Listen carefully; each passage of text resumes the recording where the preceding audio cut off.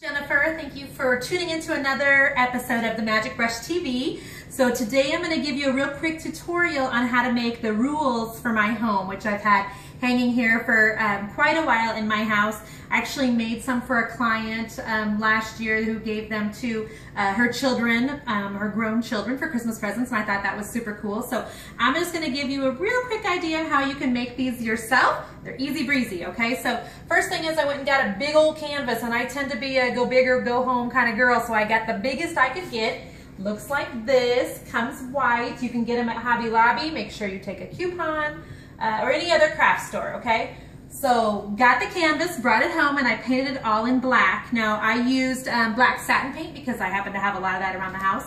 I don't know that the sheen of the black necessarily matters, but I like it to be just a little shiny, so satin was good for me.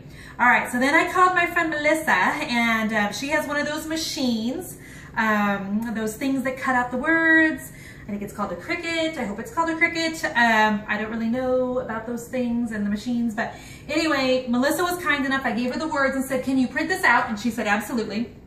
So she printed out the words in the Cricut for me. And so then we had to like space them, you know, and make sure the spacing was all correct. And now in retrospect, since I've got some pieces where it's coming up, I'm going to give you guys an alternate plan for this. But I'm going to tell you how I finished this, and then I'll go to my plan B. So got all the words put on here, and then I took some metallic paints. More than likely they were Modern Masters metallics because those are my metallics of choice. And I just did over top of the letters some brushing because these letters were super white, white, white. Like they look like our teeth, like we want our teeth to look, which was just too white against the black. So I've got like antique bronze, black and bronze, some blue that wasn't a metallic, just literally dry brushed in spots, and I went right over the letters to kind of kill that whiteness on them, okay?